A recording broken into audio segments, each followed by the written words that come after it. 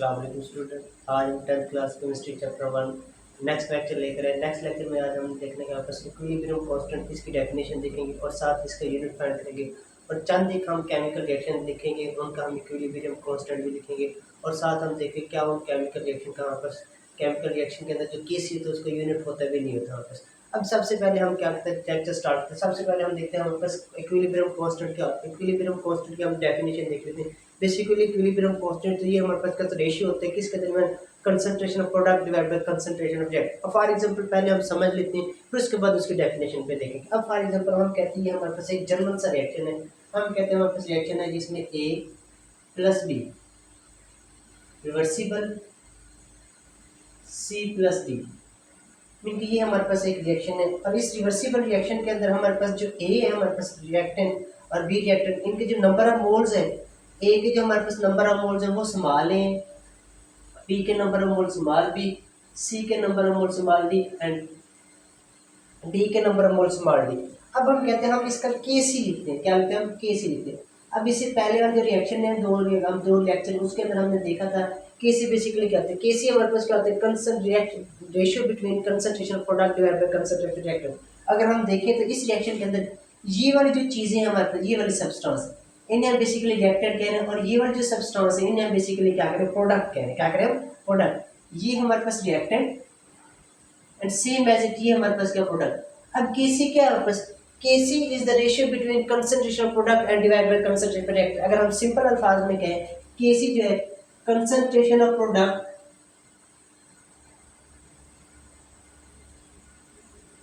Divide by concentration of reactant, इनकी ratio जो होता है उससे हम बेसिकली क्या कहते हैं, केसी कहते हैं। और किस पोजीशन के ऊपर हमारे पास ये जो रेशियो हमारे पास इक्विलिब्रियम पोजीशन पर हो, केसी जो इक्विलिब्रियम पोजीशन, इसमें ये होता है कि हमारे पास जो प्रोडक्ट की कंसंट्रेशन उन्हें हम नॉमिनेटर में लिखते हैं और जो हमारे पास रिएक्टेंट की कंसंट्रेशन इन्हें हम किस में लिखते हैं, डिनोमिनेटर में लिखते हैं। अब ये वाला केमिकल रिएक्शन इसका केसी लिखते हैं। केसी किस तरह से लिखेंगे, केसी इज इक्वल टू, अब इसमें रिएक्टेंट में दो हमारे पास है, प्रोडक्ट लेंगे हम रिएक्टेंट ए, प्रोडक्ट लेंगे रिएक्टेंट से बी। अब concentration A multiply concentration B. अब इनके जो हमारे पास नंबर ऑफ मोल्स है इन्हें हम किस फॉर्म में लिखेंगे, एक्सपोनेंट की फॉर्म में लिखेंगे, पावर की फॉर्म में। ए के हमारे पास नंबर ऑफ मोल स्मॉल है तो इसको पावर फॉर्म में लिखेंगे ए, एंड बी के जो नंबर ऑफ मोल है स्मॉल बी, इसको पावर की फॉर्म में लिखेंगे। अब same as it divided by, अब कंसंट्रेशन ऑफ सॉरी हमने क्या लिखा, प्रोडक्ट लिखना। प्रोडक्ट हमारे पास क्या है, सी कंसंट्रेशन,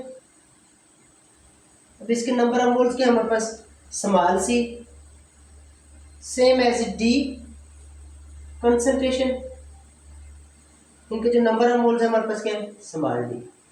अब डिवाइडेड पे हमारे पास क्या है, रिएक्टेंट। रिएक्टेंट हमारे पास ये है ए कंसंट्रेशन मल्टीप्लाई बी की कंसंट्रेशन। अब इनके जो नंबर ऑफ मोल्स है इनको किस फॉर्म में लिखना है, पावर की फॉर्म में। ए के नंबर ऑफ मोल स्मॉल है, बी के नंबर ऑफ मोल स्मॉल है। अब ये तो हमने केसी लिख लिया।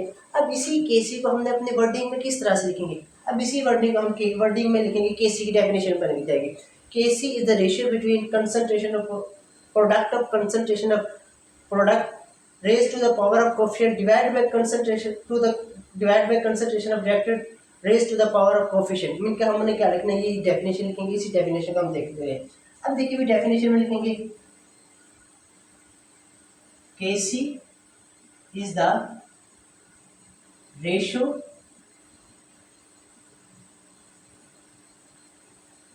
between product of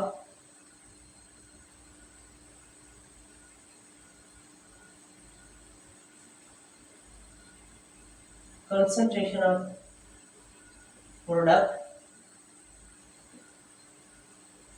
raised to the power of coefficient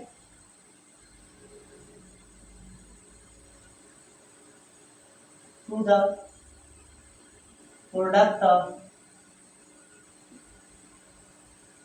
concentration of the reactant raised to the power of coefficient। coefficient in a balanced chemical equation। Balance chemical equation में हमारे पास जो कंसंट्रेशन प्रोडक्ट होंगे और उनकी जो रेज हम जो उनके number of power form divide by concentration reactant उनके जो नंबर ऑफ उसके फॉर्म मिलकर पावर फॉर्म तो वो हमारे पास बेसिकली क्या करेगा वापस केसी कहलाएगा। क्या कहलाएगा? केसी। तो ये तो थे हमारे पास केसी। अब हम क्या करते हैं, कोई जनरल से रिएक्शन देखते हैं और उनका केसी लिखते हैं। एग्जाम्पल, फॉर एग्जाम्पल हम कहते हैं हमारे पास एक जनरल सा रिएक्शन जिसमें H2 plus I2 reversible 2HI, ये हमारे पास एक रिएक्शन होगा। सेम एज इट हमारे पास एक और रिएक्शन है जिसमें हमारे पास N2 plus O2 reversible 2N1, ये हो। अब देखिए भाई ये दो रिएक्शन है, इनका हमने क्या लिखना है? केसी लिखना। अब केसी हमने सीखा है किस तरह से केसी लिखते हैं। अब केसी जो होते हैं हमारे पास is equal to concentration of product divide by concentration of reactant. Concentration product को मैं क्या लिखूंगा? पी की फॉर्म में, divide by concentration of reactant, और आर को हम क्या लिखेंगे? रिएक्टेंट को रिप्रेजेंट करेंगे। अब देखिए ये हमारे पास रिवर्सिबल रिएक्शन है, इसमें ये हमारे पास प्रोडक्ट रिएक्टेंट है, ये हमारे पास का प्रोडक्ट। अब हमने क्या लिखना है? केसी लिखना है। तो KC is equal to concentration of product की कंसंट्रेशन हमारे पास ये ए की प्रोडक्ट है HI कंसंट्रेशन। अब इसके जो नंबर ऑफ मोल्स है उसे किस फॉर्म में लिखेंगे? एक्सपोनेंट। अब इसके नंबर ऑफ मोल्स कितने? 2 नंबर ऑफ मोल्स। इसको किस फॉर्म में लिखेंगे? एक्सपोनेंट की फॉर्म में लिखेंगे, पावर की फॉर्म में लिखेंगे। अब डिवाइडेड बाय कंसंट्रेशन प्रोडक्ट और कंसंट्रेशन रिएक्टेंट। अब रिएक्टेंट हमारे पास ये H2 और I2, H2 की कंसंट्रेशन मल्टीप्लाई I2 की कंसंट्रेशन। अब देखिए इनके नंबर ऑफ मोल्स कितने? H2 के नंबर ऑफ मोल्स 1 है, I2 के नंबर ऑफ मोल्स 1 है। तो जब नंबर ऑफ मोल्स 1 है तो हम क्या लेते हैं? पावर की फॉर्म लेते हैं, वो क्या है? बस अंडरस्टूड होता है। इस केमिकल रिएक्शन का केस हमने ये लिख लिया। इसी तरह से ये दूसरे वाला हमारे पास केमिकल रिएक्शन है। अब इसका हमने क्या लिखना है? केसी लिखना है। अब इसी का भी सेम इसी तरह से KC is equal to concentration of product, P जो किस चीज को रिप्रेजेंट करेगा? प्रोडक्ट को, divide by concentration of reactant, R जो ये किस चीज को रिप्रेजेंट करेगा? रिएक्टेंट को रिप्रेजेंट करेगा। अब सेम एज इट केसी। अब कंसंट्रेशन प्रोडक्ट, अब ये हमारे पास NO जो हमारे पास नाइट्रोजन मोनोऑक्साइड जो हमारे पास ये हमारे पास क्या करेगा? प्रोडक्ट है, और इसका नंबर ऑफ मोल जो 2, इसको फॉर्म किस फॉर्म में लिखेंगे? Exponent concentration NO। अब इसके नंबर ऑफ मोल जो उसे किस फॉर्म में लिखेंगे? पावर की फॉर्म में लिखेंगे, एक्सपोनेंट 2। अब same as it concentration N2 और concentration of O2 divided by concentration of N2 multiply concentration of O2। ये हमारे पास केमिकल रिएक्शन है, इसका हमने क्या लिख लिया? केसी लिख लिया। क्या लिख लिया? केसी। अब देखिए फिर उसके बाद जो हमने देखना कि हमारे पास इट्स यूनिट, केसी के क्या यूनिट भी होते हैं या नहीं होते हैं, तो हम देखते हैं। अब हमारे पास कोई भी जो केमिकल रिएक्शन होती है ये स्पेसिफिक नहीं होता कि केसी का हमारे पास यूनिट होता है। केसी का यूनिट होता है वो हमारे पास बाजू का केमिकल रिएक्शन के अंदर होता भी है, बाजू का हमारे पास केमिकल रिएक्शन के अंदर होता ही नहीं है। तो केसी का यूनिट किस चीज़ के ऊपर डिपेंड करता है? तो केसी का यूनिट होता है बेसिकली उस चीज़ के ऊपर डिपेंड करता है बस concentration of reactant and concentration product. अगर किसी केमिकल रिएक्शन के अंदर हमारे पास concentration of reactant and concentration product same होगी तो उस दौरान केसी का कोई यूनिट है, केसी का कोई यूनिट है। तो केसी का यूनिट किस चीज़ के ऊपर डिपेंड करता है? कंसंट्रेशन प्रोडक्ट और कंसंट्रेशन रिएक्टेंट। अगर किसी केमिकल रिएक्शन का कंसंट्रेशन प्रोडक्ट और कंसंट्रेशन रिएक्टेंट सेम नहीं होगी तो उस केमिकल रिएक्शन में हमारे पास केसी का कोई ना कोई यूनिट होगा। तो केसी का यूनिट हम देखेंगे किस तरह से फाइंड करते हैं। अब सबसे पहले हमने याद क्या करना, रिमेंबर दैट, नोट हमने कर लेना है।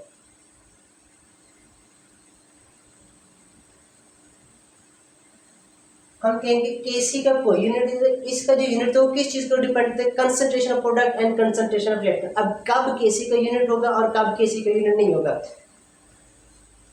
Actually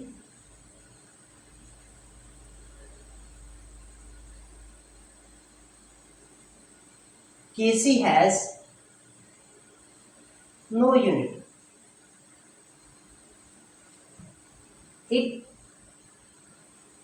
its unit depend upon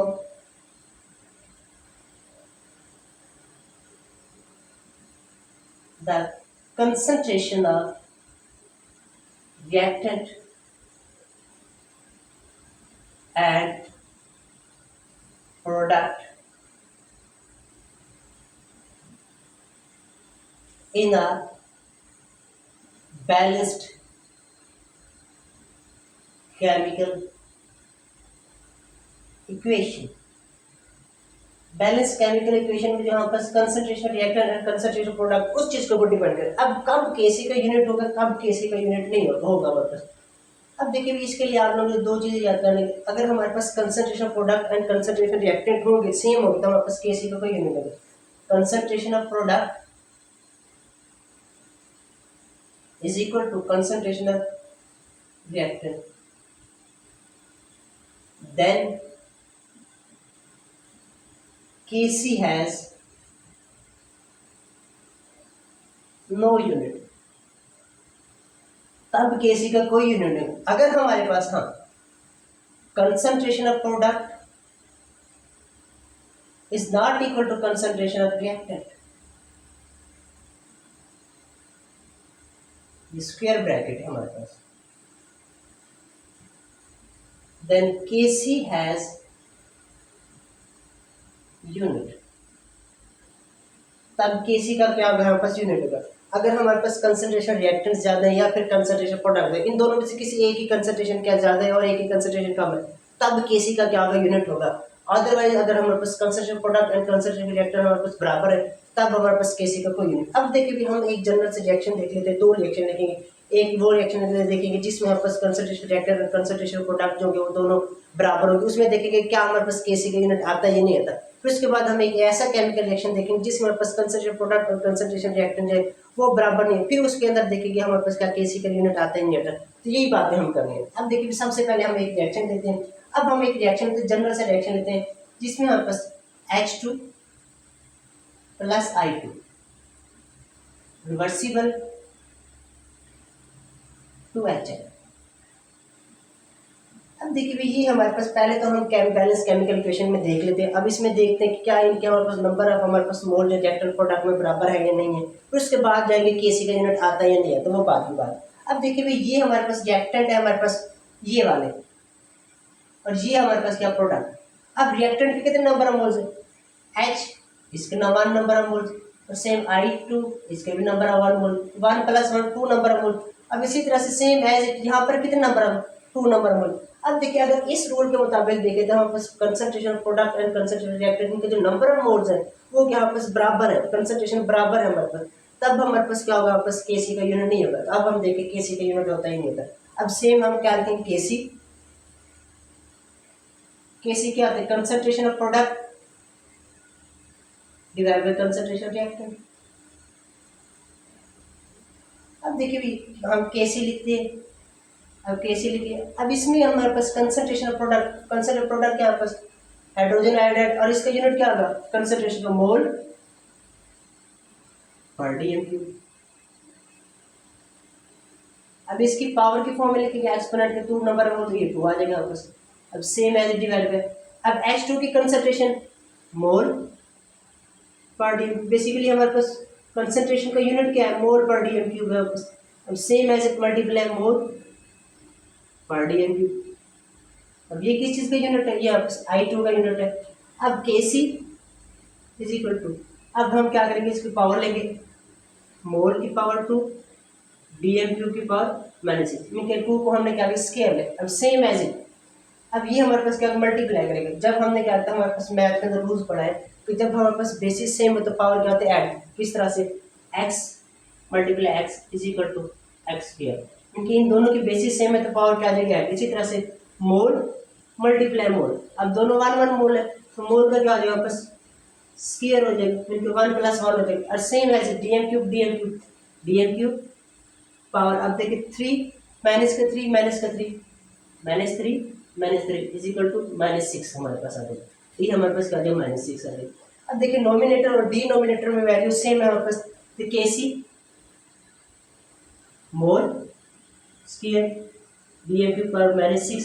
अब देखिए जब कोई चीज डिनोमिनेटर से नोमिनेटर में जाती है तो उसकी पावर क्या आ जाती है चेंज हो जाती है हमारे पास, मोल -2 dm³ +6। अब हमारे पास क्या आ जाए कैंसिल हो जाएगा, मोल मोल से कैंसिल, dm³ से कैंसिल।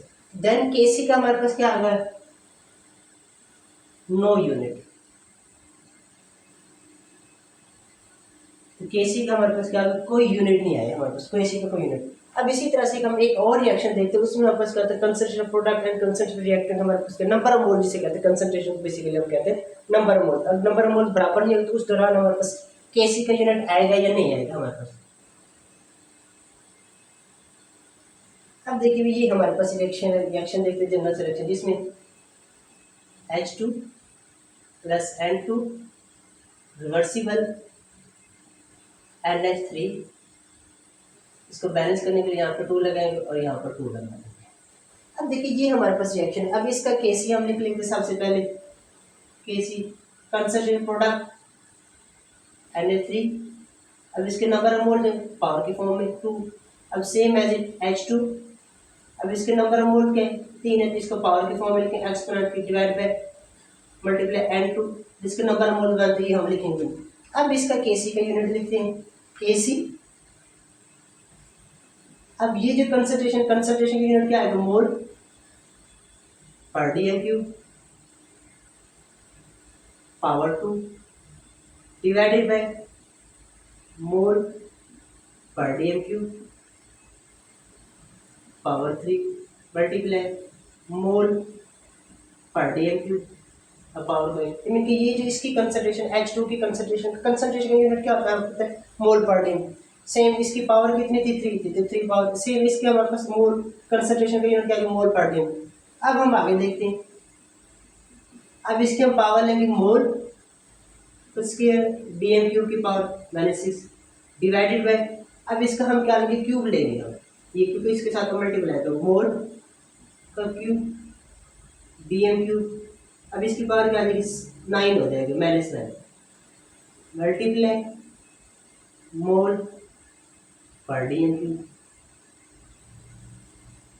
अब फर्दर हम देखते हैं केसी, अब ये ऊपर वाला तो वैसे मोल, उसके डीएम क्यूब की -6, अब डिवाइड, अब देखिए भी सेम है। अब देखिए हमारे पास इनको मल्टीप्लाई मोल 3 की पावर और मोल 1 को हम क्या करेंगे, मल्टीप्लाई करेंगे तो मोल की पावर क्या आ जाएगी, मोल 4। अब इसी तरह से डीएम क्यूब, यहाँ -9 है तो यहाँ पर क्या -3 है, तो ये क्या ऐड हो जाएंगे तो -12 हो जाएगा। अब केसी आ जाएगा हमारे पास, केसी। अब देखिए भी जब डिनोमिनेटर से नोमिनेटर में जाएंगे तो हमारे पास क्या होगी, जो हमारे पास पावर होगी वो क्या चेंज होगी, जो पॉजिटिव वो नेगेटिव, जो नेगेटिव वो पॉजिटिव में हो जाएगी। अब देखते हैं हम मोल पर डीएम क्यूब, अब इस क्या करती मोल का स्क्वायर था और डीएम क्यूब की पावर क्या थी -6। अब ये डिनोमिनेटर वाला जब नोमिनेटर में गए तो मोल की पावर क्या आ जाएगी -4, डीएम क्यूब की पावर क्या आ जाएगी +12 हो जाएगी हमारे। अब देखिए भी अब केसी का क्या unit, KC is equal to, अब मोल यहाँ पर हमारे पास क्या है +2 में और यहाँ पर क्या है -2, +2 और -2 क्या हो जाएगा बस -4, क्या लिखो -2। अब इसी तरह से डीएम क्यूब, अब ये क्या -6 और +12, इनके +12 में से -6 गया तो हमारे पास क्या आ जाएगा +6 आ जाएगा। अब ये वाला जो केमिकल रिएक्शन है, इस केमिकल रिएक्शन में हमारे पास केसी का यूनिट ही आ गया, इनको मोल की पावर 2 -2 और डीएम क्यूब की पावर क्या आ जाएगी +6 आ जाएगा। इस रिएक्शन के अंदर केसी का ये यूनिट, अब देखिए इस रिएक्शन के अंदर केसी का यूनिट था, इस रिएक्शन के अंदर हमारे पास क्या केसी का यूनिट। तो हमने कहा था केसी का यूनिट बेसिकली किस चीज़ के ऊपर डिपेंड करता है, हमारे पास डिपेंड करता है number of moles of reactant and number of moles of product. अगर हमारे पास number of moles of reactant number of moles of product किसी भी बैलेंस केमिकल इक्वेशन में बराबर होंगे तब केसी का कोई यूनिट होगा, अगर बराबर नहीं होगा तो केसी का कोई ना कोई यूनिट होगा। अब केसी किस चीज़ के ऊपर डिपेंड करता है, केसी जो तो बेसिकली कंसंट्रेशन के ऊपर डिपेंड नहीं करता, केसी जो होती है यूनिट की बात नहीं। अब केसी की बात करें, केसी बेसिकली किसी भी केमिकल रिएक्शन को टेम्परेचर के ऊपर डिपेंड करता है, अगर हम टेम्परेचर चेंज करेंगे तो हमारे पास क्या केसी की वैल्यू भी क्या आ जाएगी चेंज हो जाएगी। यहाँ पर केसी ओनली डिपेंड अपॉन टेम्परेचर, ये हमारे पास शॉर्ट क्वेश्चन के तौर एमसीक्यू के तौर पर आ जाता है कि केसी किस चीज़ के ऊपर डिपेंड करता है, केसी हमेशा किस चीज़ के ऊपर डिपेंड करता है, टेम्परेचर के ऊपर डिपेंड करता है। और केसी का यूनिट किस चीज़ के ऊपर डिपेंड करता है, number of moles of reactant और प्रोडक्ट। अगर number of moles of reactant product बराबर होंगे तो केसी का कोई यूनिट नहीं होगा, अगर बराबर नहीं होगा हमारे पास क्या केसी का कोई यूनिट होगा हमारे पास। तो ये तो था हमारे पास आज का रिएक्शन, जिसमें हमने देखा केसी की डेफिनेशन देखी, स्टेटमेंट देखे, फिर हमने चंद केमिकल रिएक्शन देखे, उसके केसी हमने फाइंड किया, फिर उसके बाद हमने चंद केमिकल रिएक्शन देखे कि उसमें हमारे पास केसी का यूनिट होता है या नहीं होता। अगर हमारे पास number of moles of reactant और प्रोडक्ट बराबर होंगे तो केसी का कोई यूनिट नहीं होगा, अगर number of moles of reactant और प्रोडक्ट बराबर नहीं होंगे तो केसी का कोई ना कोई यूनिट होगा हमारे पास। तो यहाँ तक अगर किसी को कोई चीज़ समझ नहीं थी आप लोग कमेंट में पूछ सकते हैं। अल्लाह हाफ़िज़, जज़ाकल्लाह।